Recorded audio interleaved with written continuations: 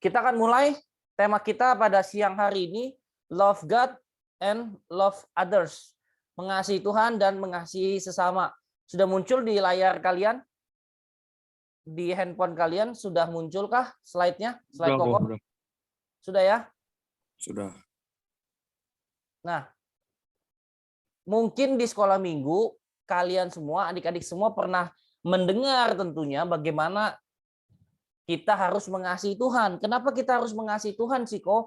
Ya simpel aja karena Tuhan yang menciptakan kita.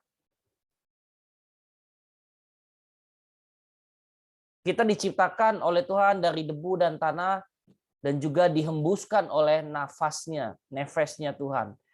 Di dalam hidung kita, kita akhirnya menjadi makhluk yang hidup. Nah, itu sebabnya kenapa kita harus mengasihi Tuhan.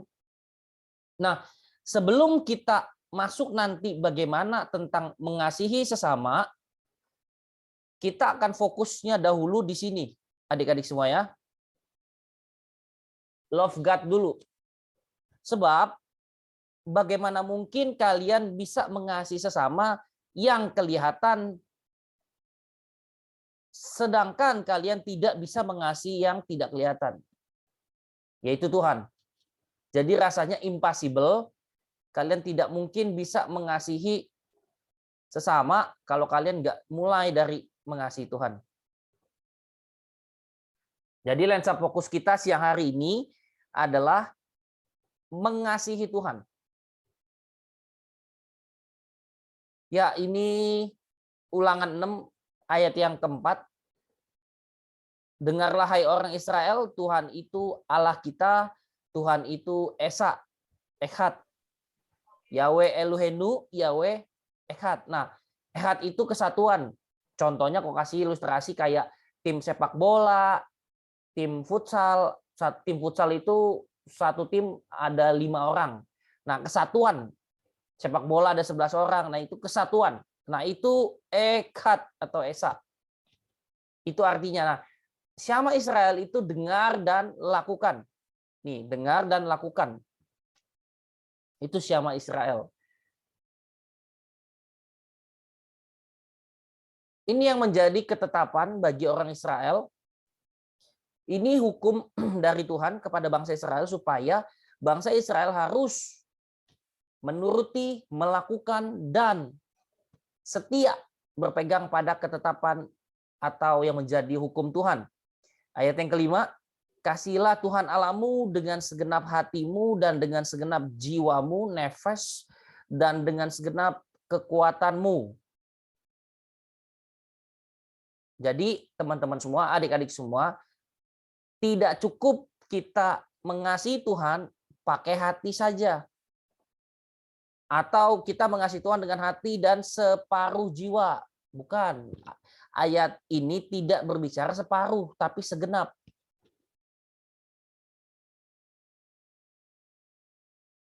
Jadi, dengan kata lain, kita harus belajar untuk mengasihi Tuhan yang pertama dengan segenap hati. 1, segenap hati. 2, segenap jiwa. 3, segenap kekuatanmu. Ini adalah 3 hal penting yang supaya kita lakukan dalam hidup kita. Kita harus mengasihi Tuhan sungguh-sungguh dengan 3 hal ini. Nah, di Markus 12 ayat 29 sampai yang ke-30, Yesus bilang begini, hukum yang terutama ialah dengarlah hai orang Israel, Tuhan Allah kita, Tuhan itu Esa yang tadi, ayat yang keempatnya. Kasihilah agape Tuhan Allahmu dengan segenap hatimu, kardia, dan dengan segenap jiwamu, suhe, dan dengan segenap akal budimu, dan dengan segenap kekuatanmu. Diulang kembali di Markus 12 ayat 29 sampai 30, Matius 22 ayat 37 sampai 38, Lukas 10 sampai 27. Jadi hukum ini bukan yang baru, tetapi sudah ada di dalam perjanjian yang lama. Ini Deuteronika 6 ayat 5, Ulangan 6 ayat 5. Sudah ada di dalam perjanjian lama. Yesus ngutip. Inilah menjadi hukum terutama. Makanya ketika Yesus datang, aku datang bukan untuk meniadakan hukum Taurat, tetapi aku datang untuk menggenapi hukum Taurat. Yesus memperbarui hukum yang pertama dengan hukum yang kedua. Bukan diganti, bukan dihilangkan, tetapi diperbaharui.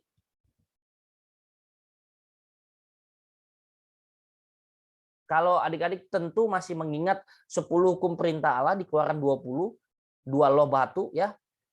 Yesus membaginya menjadi 2. 5 yang pertama itu berbicara tentang kasihlah Tuhan Allahmu dengan segenap hati, jiwa, kekuatan, akal budimu. Dan yang berikutnya, bagian kedua dari 6 sampai 10 itu tentang berbicara tentang sesama manusia. Kasihlah sesama manusia seperti dirimu sendiri. Sebab dari kedua hukum inilah seluruh isi kitab para nabi. Jadi jangan salah persepsi, jangan salah berpikir bahwa Yesus membuat hukum yang baru. Nggak bisa. Ketika dia berucap, ketika dia membuat hukum, itu nggak bisa ditarik. Sama, kok kasih ilustrasi, sama seperti seorang raja yang ketika menetapkan sebuah hukum, ya waktu itu ilustrasi Raja Ahasiweros, dia sudah membuat peraturan hukum yang harus ditetapkan, dijalankan, dia nggak bisa tarik kembali. Nah, Esther yang menjadi ratu saat itu berusaha bagaimana caranya supaya bangsa Yahudi tidak dibinasakan, tidak dibunuh. Ya udah dia akhirnya singkat cerita menyuruh raja, ya udah deh raja, engkau kan nggak bisa menarik kembali apa yang telah engkau ucapkan, yang engkau telah tetapkan, yang engkau telah menyatakan hukum itu. Ya udah, engkau perbaharui hukumnya.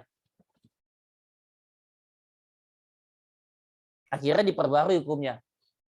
Seperti itu adik-adik ilustrasi gambarannya kenapa hukum tidak dihilangkan tetapi diperbaharui, dan itu digenapi semua oleh Yesus. Lalu pertanyaannya, kok kalau tidak dihilangkan itu diperbaharui, ketika Yesus datang, Yesus bilang, aku datang untuk menggenapi hukum Taurat. Artinya adalah Yesus adalah penggenapan hukum Taurat itu sendiri. Makanya ketika dia mati di atas kayu salib, segala dosa, segala kutuk dari hukum Taurat tersebut, hukum Taurat itu ada 613 ya, adik-adik. Itu hanya sekedar bocoran saja supaya adik-adik semua paham, ngerti ya. Kalau satu saja kita lalai, kita melupakan ya, kita akan kena kutuk. Jadi betapa beratnya, betapa susahnya ketika kita mau melakukan semua 613 mitzvah, hukum ketetapan. Waktu itu bangsa Israel ada pernikahan, ada perzinahan, ada tata cara ibadah, ada pakaian dan lain sebagainya. Itu sangat susah sekali. Makanya ketika Yesus datang, Yesus menggenapinya, dan dia mati di atas kayu salib, dan dia menebus semua dosa kita, kutuk kita dia tanggungnya. Makanya firman Tuhan bilang, dia yang tadinya tidak terkutuk, kita membuatnya menjadi terkutuk karena menanggung setiap dosa kita. Itu sekedar bocoran saja. Nah, lensa fokus siang hari ini, Koko tidak akan menitik beratkan di sini, tetapi kita akan, atau Koko akan menitik beratkan di Ulangan 6 ayat yang kelima ini. Segenap hati, segenap jiwa, segenap kekuatanmu. Kenapa kita harus mengasihi Tuhan? Dengan 3 hal ini. Ini kita harus tahu adik-adik semua, supaya jelas dan paham. Kenapa Tuhan menuntut kita, menyuruh kita untuk kita mengasihi Dia sungguh-sungguh. Yang pertama kita melihat segenap hati, segenap jiwa, nefes juga bisa diartikan jiwa dan tenggorokan. Juga yang ketiga kekuatan. Kita akan melihat yang pertama, kenapa kita harus mengasihi Tuhan dengan segenap hati? Percayalah kepada Tuhan dengan segenap hatimu dan janganlah bersandar kepada pengertianmu sendiri. Jagalah hatimu dengan segala kewaspadaan, karena dari situlah terpancar kehidupan. Kayin. Kalau kita tidak bisa menjaga hati kita, maka yang ada bukan terpancar kehidupan, tetapi kematian. Karena kenapa? Karena semua berasal dari hati. Apa yang engkau ucapkan, itu semua berasal dari hati. Menurut ucapanmu, engkau dibenarkan. Menurut ucapanmu pula engkau akan dihukum. Semua berasal dari hati. Dari hatilah timbul segala pikiran jahat dan lain sebagainya. Makanya jagalah hati kita, jagalah adik-adik hatimu dengan segala kewaspadaan. Karena dari situlah terpancar kehidupan. Ya kalau kalian mau lihat kehidupan, kalian mau lihat kehidupanmu lebih baik, kau harus menjaga hatimu. Jangan kotori, jangan nodai hatimu. Untuk itu makanya kau harus mengasihi Tuhan dengan segenap seluruh hatimu. Itu yang pertama, mengasihi Tuhan dengan segenap hati. Lalu kita akan masuk mengasihi Tuhan dengan segenap jiwa. Kenapa kita harus mengasihi Tuhan dengan segenap jiwa? Kalau bahasa Inggrisnya itu soul, jiwa, soul, nyawa. Sorry, soul itu nyawa. Tapi LAI, Lembaga Alkitab Indonesia, menerjemahkan jiwa. Bahasa Inggrisnya soul, nyawa. Ketika itulah Tuhan Allah membentuk manusia itu dari debu tanah dan menghembuskan nefas ke dalam hidungnya. Demikianlah manusia itu menjadi makhluk yang hidup. Seperti di awal tadi Koko bilang, kita nih manusia diciptakan dari debu dan tanah. Tetapi kita belum menjadi makhluk yang hidup. Ulang ya. Kita nih manusia diciptakan dibentuk dari debu tanah. Tetapi kita belum menjadi makhluk yang hidup. Ketika Tuhan menghembuskan nefasnya ke dalam hidung kita, barulah kita menjadi makhluk yang hidup. Itulah sebabnya Tuhan menuntut kita, menyuruh kita untuk mengasihi Dia dengan segenap nefas, dengan segenap jiwa, dengan segenap nyawamu. Sebab nafas kita berasal dari Tuhan. Dari nafasnya kita menjadi manusia yang hidup, neshama.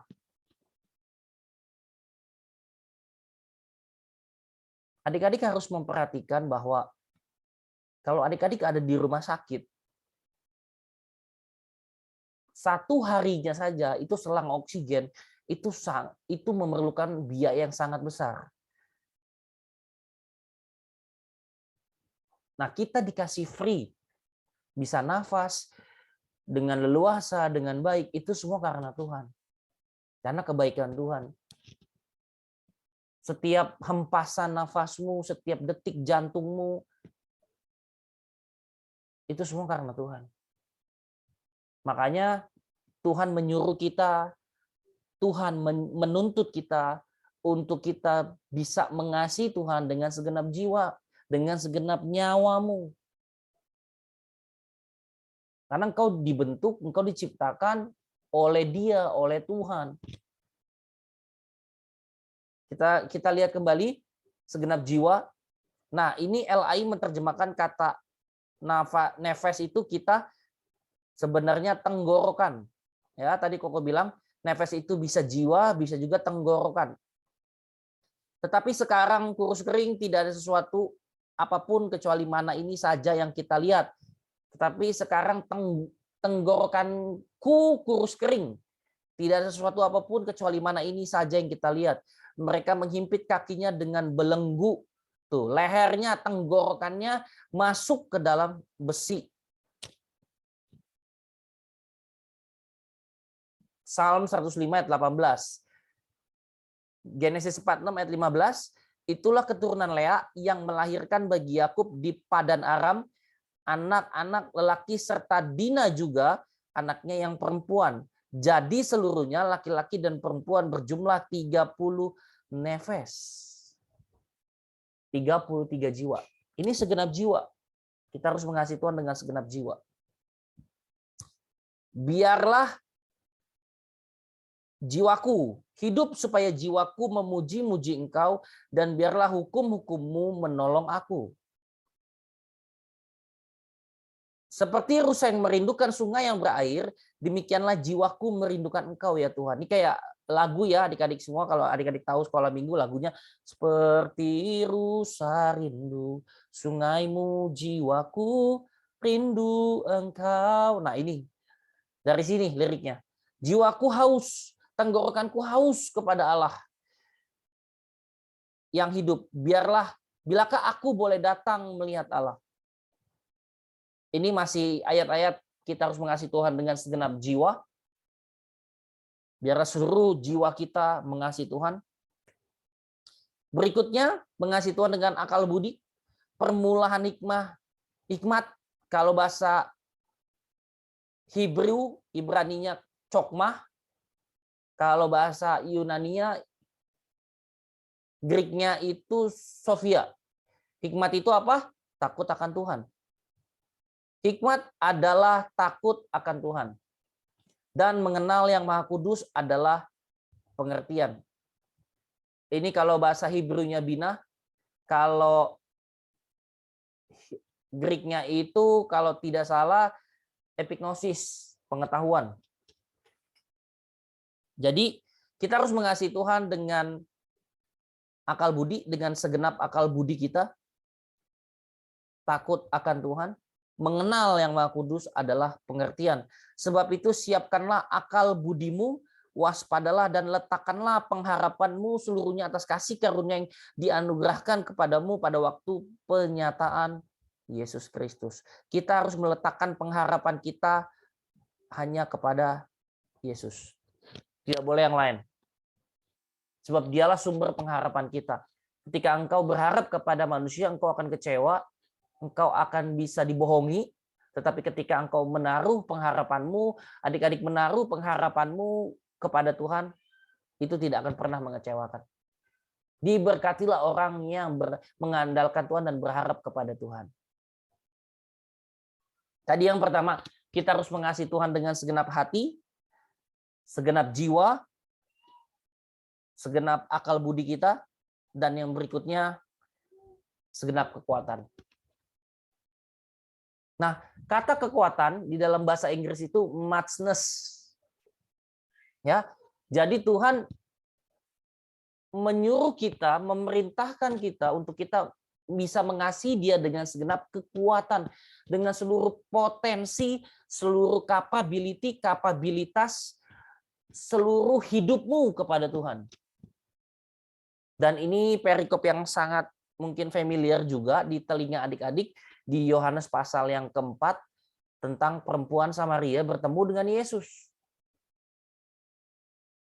Nah, saran Koko atau Koko minta tolong nanti adik-adik juga baca setelah ibadah ini Kejadian pasal 34. Di sana dijelaskan bagaimana latar belakang sumur Yakub ini.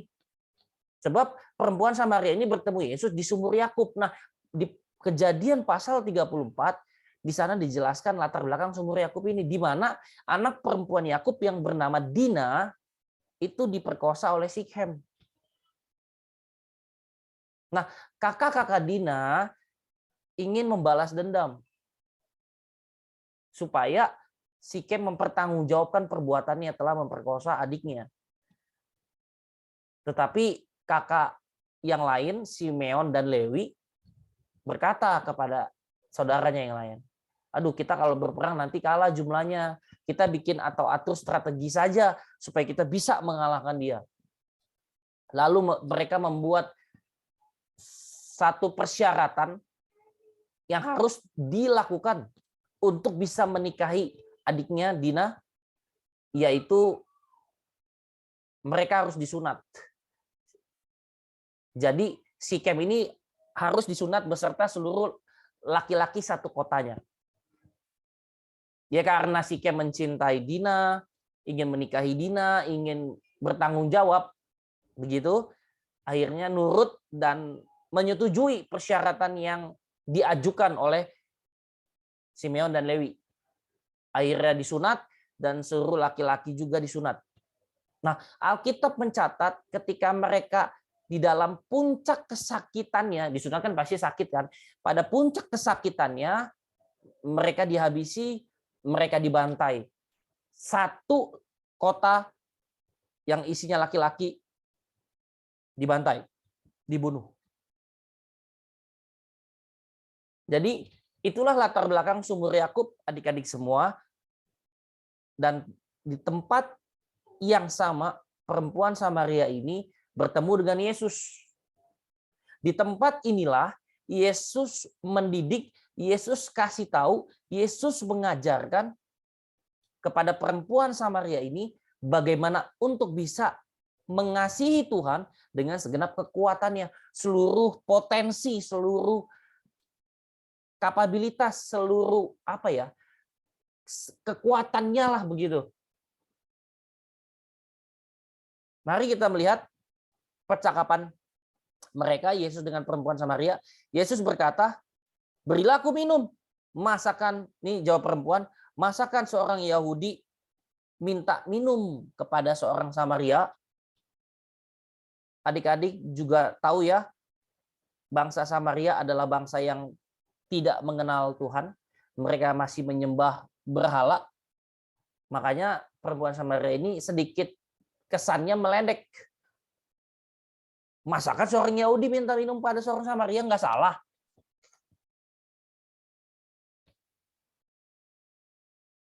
Lalu Yesus menjawab, jikalau engkau tahu tentang karunia Allah dan siapakah dia yang berkata kepadamu, berilah aku minum.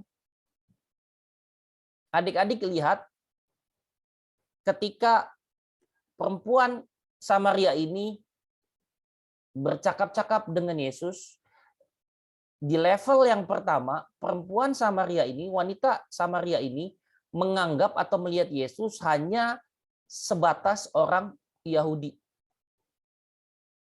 Ini yang pertama, pengenalan dia kepada Yesus. Pengenalan dia kepada Yesus yang pertama itu seorang Yahudi.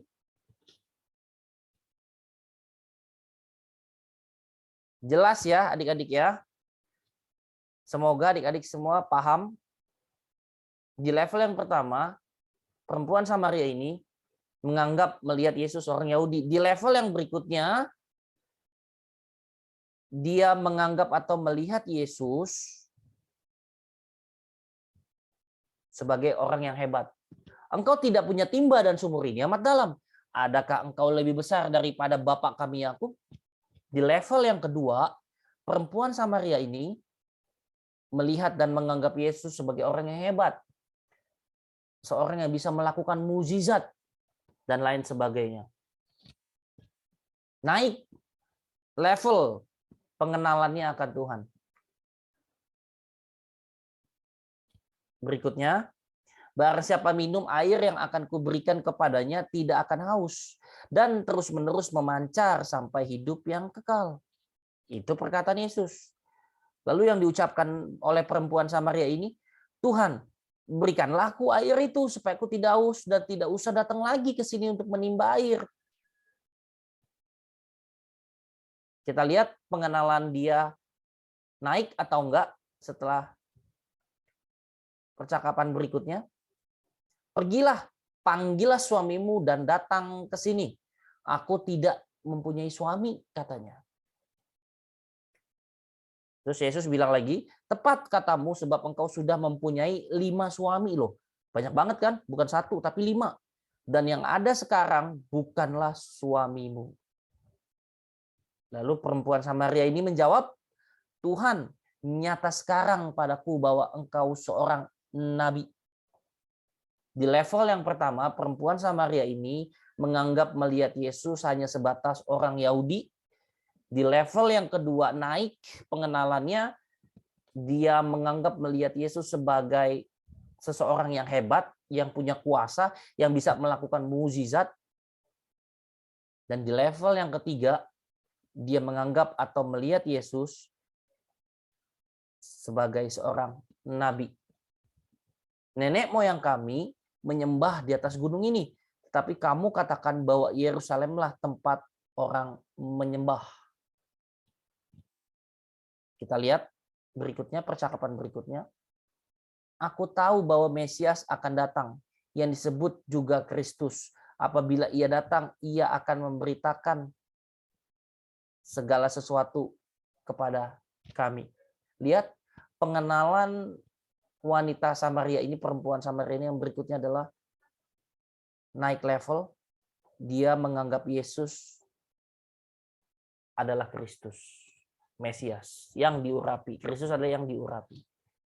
Mosiak, Mesias itu bahasa aslinya Mosiak. Kristus itu Kristos.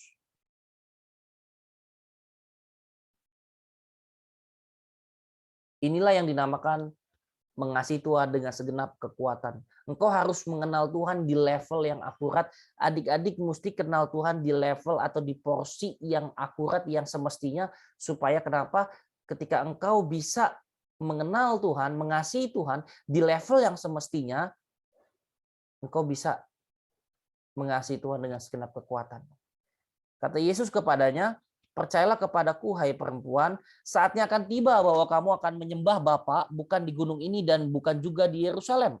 Kamu menyembah apa yang tidak kamu kenal, kami menyembah apa yang kami kenal. Sebab keselamatan datang dari bangsa Yahudi. Tetapi saatnya akan datang dan sudah tiba sekarang bahwa penyembah-penyembah benar akan menyembah Bapa di dalam roh dan kebenaran. Sebab Bapa menghendaki penyembah-penyembah demikian. Allah itu roh, barang siapa menyembah dia harus menyembahnya di dalam roh dan kebenaran.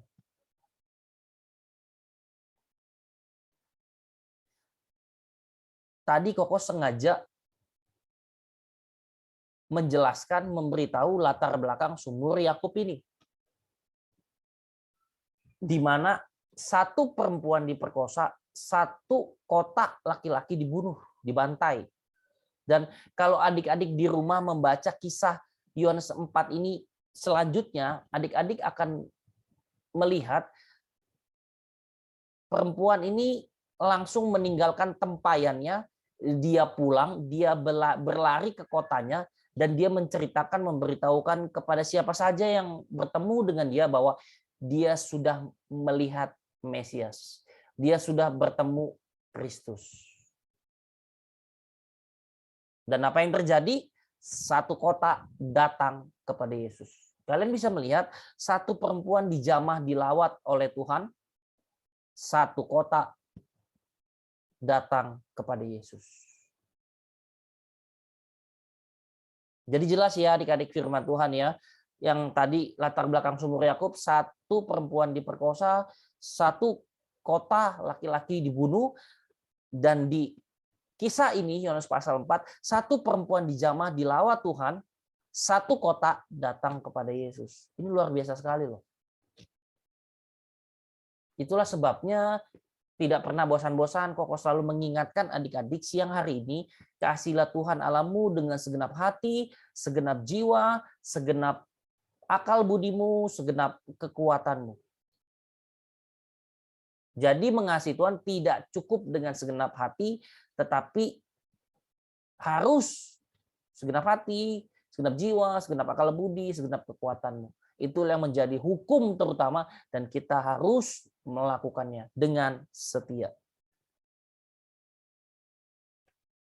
Ayat yang ke-6, apa yang kuperintahkan kepadamu pada hari ini haruslah engkau perhatikan. Apa yang kita harus perhatikan?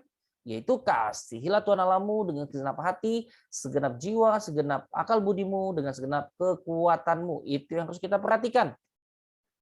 Haruslah engkau mengajarkannya, nih ayat yang ke-7. Haruslah engkau mengajarkannya berulang-ulang kepada anak-anakmu dan membicarakannya. Bicarakan apa kok? Kasihilah Tuhan Allahmu dengan segenap hati, jiwa, kekuatan, akal budimu. Apabila engkau duduk di rumahmu, ngapain? Ya tadi, kasihilah Tuhan Allahmu dengan segenap hati, jiwa, kekuatan, akal budimu. Apabila engkau sedang dalam perjalanan, kasihilah Tuhan Allahmu dengan segenap hati, akal budi, jiwa, dan kekuatanmu. Apabila engkau berbaring juga lakukan hal yang sama. Ajarkan kepada anak-anakmu, ajarkan kepada istrimu, ajarkan kepada kakak-kakakmu, ajarkan kepada adik-adikmu. Dimanapun engkau berada, engkau harus mengajarkan, harus engkau beritakan, harus engkau sampaikan bahwa mengasihi Tuhan dengan segenap hati, jiwa, akal budi, dan kekuatanmu. Itulah hukum yang terutama. Dan apabila engkau bangun, lakukanlah apa yang menjadi hukumnya Tuhan. Ayat yang ke-8, kita masuk ayat yang ke-8. Haruslah juga engkau mengikatkannya sebagai tanda pada tanganmu, dan haruslah itu menjadi lambang di dahimu. Apa yang harus kita ikatkan? Kasihlah Tuhan Allahmu dengan senap hati, kekuatan, akal budi, jiwamu. Ikatkan itu sebagai tanda, sebagai lambang pada tanganmu, dan haruslah itu menjadi lambang di dahimu. Ya, ini bangsa Yahudi ya. Mereka memakai kotak hitam nih di dahi dan di lengan sebelah kiri tuh. Ini mereka memegang dua hukum yang terutama, kasih Tuhan Allahmu dengan senap hati, jiwa, kekuatan, akal budi. Di sini kasihlah sesama manusia di lengan sebelah kiri. Nah, adik-adik, siang hari ini yang menjadi perintah Tuhan, ini menjadi ketetapan Tuhan, dan masih berlaku sampai hari ini. Lakukanlah dengan setia. Dan ketika adik-adik sudah tahu kebenaran firman Tuhan, adik-adik harus lakukan. Jangan sampai nggak lakukan. Engkau harus melakukannya. Sebab itu hukum, sebab itu adalah ketetapan Tuhan. Itu bukti bahwa engkau mengasihi Tuhan, engkau melakukannya. Tetapi aku menunjukkan kasih setia kepada beribu-ribu orang, yaitu mereka yang mengasihi aku dan yang berpegang pada perintah-perintahku, mitzvah. Ya, kalau bahasa Yunaninya entolas, tapi ketika bahasa Hebrew-nya itu mitzvah yang tadi kau bilang ya, hukum atau ketetapan. Tuhan akan menunjukkan kasih setia kepada beribu-ribu orang, yaitu mereka yang mengasihi Tuhan dan yang berpegang pada perintah-perintahku. Haruslah engkau mengasihi Tuhan Allahmu dan melakukan dengan setia, tuh ya, setia. Seperti password kita pada siang hari ini, setia.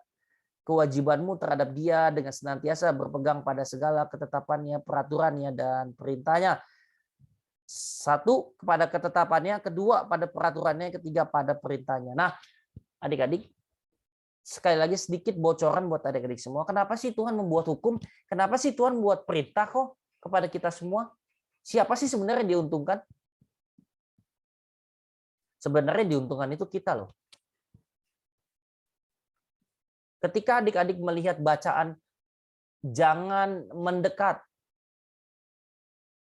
karena daerah ini, kawasan ini memiliki setruman listrik bervoltase tinggi, jangan mendekat. Nah, apa yang kalian akan lakukan? Mau coba-coba main, mau coba-coba menyentuh atau dekat dengan batasan itu? Tentunya tidak mau kan? Adik-adik pasti akan menjauh.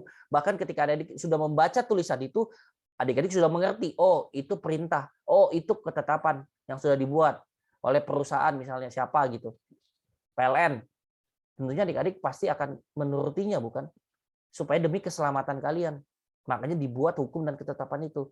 Nah, sama halnya ketika Tuhan membuat hukum, Tuhan membuat perintah kepada manusia, manusia itu harus dengar dan lakukan. Supaya apa? Yang diuntungkan ya kita sebenarnya. Jadi pahami adik-adik, ngerti ya. Aku mengasihi orang yang mengasihi aku. Aku, Tuhan, mengasihi orang yang mengasihi aku. Jadi kalau adik-adik tidak atau belum mengasihi Tuhan dengan sungguh-sungguh, ya adik-adik nggak dikasih Tuhan. Sorry to say, Koko harus ngomong begitu. Sebab ayatnya bilang, aku mengasihi orang yang mengasihi aku. Dan orang yang tekun mencari aku akan mendapatkan aku.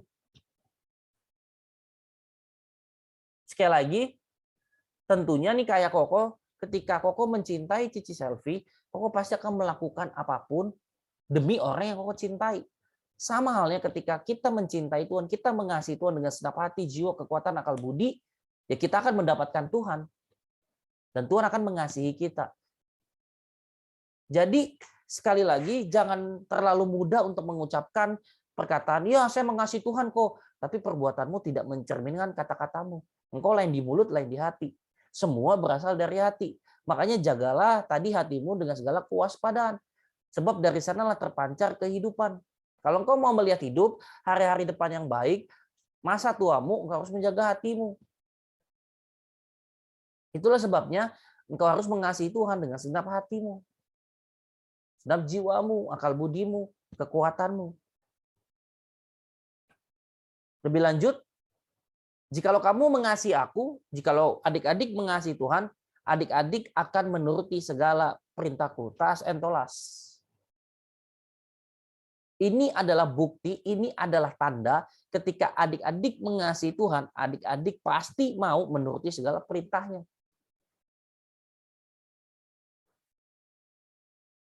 Kok perintahnya itu banyak loh kok? Yes, betul.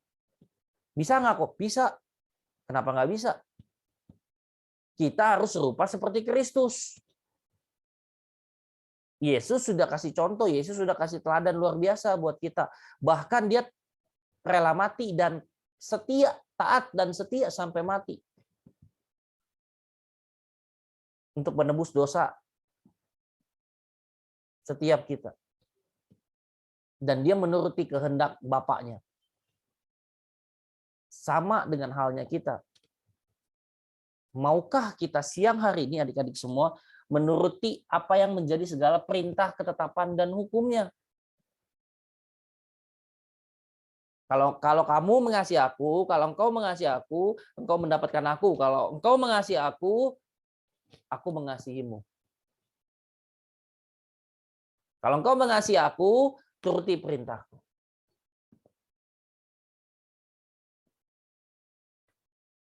Tetapi orang yang mengasihi Allah,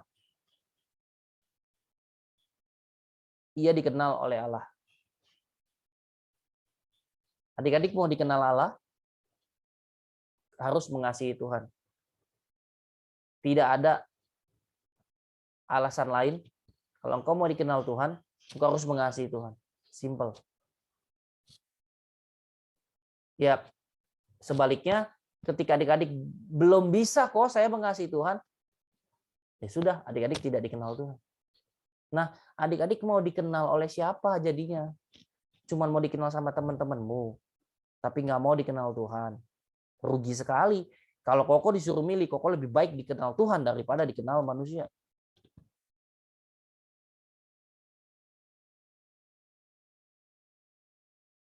Kalau engkau mengasihi aku mengenalmu. Oh, aku kenal Christopher, aku kenal Kenzo, aku kenal Patricia, aku kenal Bianca.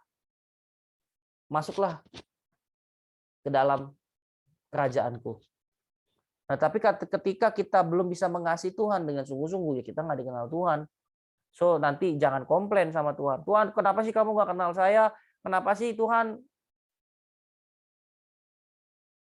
Ya, karena kamu nggak mengasihi aku sungguh-sungguh di waktu di bumi. Kamu masih main-main. Kamu masih suka melakukan dosa. Kamu lebih suka melanggar perintahku daripada menuruti perintahku. Ya, aku nggak kenal kamu. Sedih loh adik-adik. Sangat-sangat sedih loh.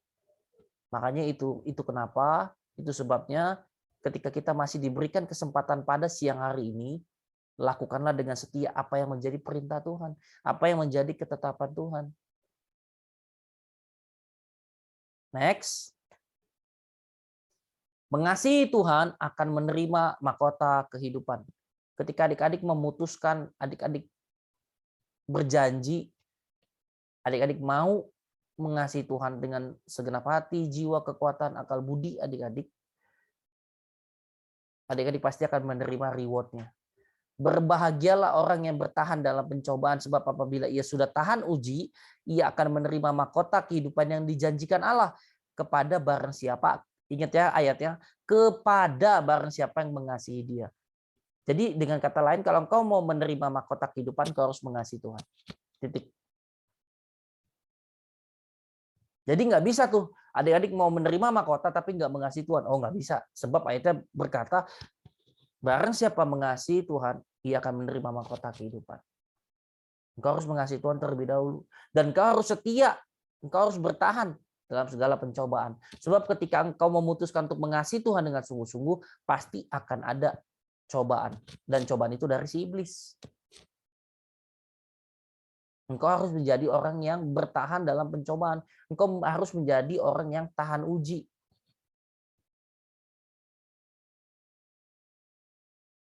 Jadi sekali lagi ikut Yesus nggak mudah. Tapi bisa nggak kok? Bisa ketika kita sungguh-sungguh ikut Yesus. Kita harus memprioritaskan Yesus menjadi nomor satu di dalam kehidupan kita. Ini kesimpulan pada siang hari ini adik-adik semua. Yang pertama, kasihlah Tuhan Allahmu dengan segenap hati, jiwa, akal budi, kekuatanmu, dan ikatkanlah itu sebagai tanda pada tangan dan lambang di dahimu. Dan berikutnya yang ketiga, tanda mengasihi Tuhan adalah menuruti segala perintahnya. Perintahnya itu tidak berat, kata firman. Belajarlah daripadaku sebab aku ini rendah hati dan lemah lembut. Kuk yang kupasang itu bebannya ringan. Maukah kita berjalan bersama Tuhan? Maukah kita menjadikan Tuhan nomor satu prioritas dalam kehidupan kita?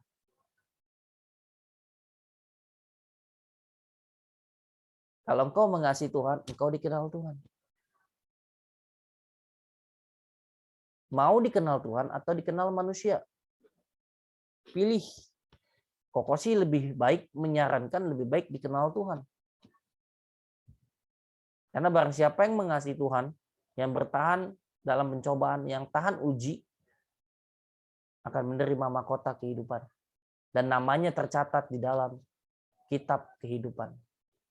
Itu aja kesimpulan Koko pada siang hari ini. Adik-adik sekali lagi, kita sudah membahas secara rinci, secara detail tentang bagaimana kita harus mengasihi Tuhan dengan segenap hati, jiwa, akal budi, kekuatan kita. Inilah hukum yang terutama kita harus belajar terlebih dahulu dengan sungguh-sungguh. Kita harus melakukannya.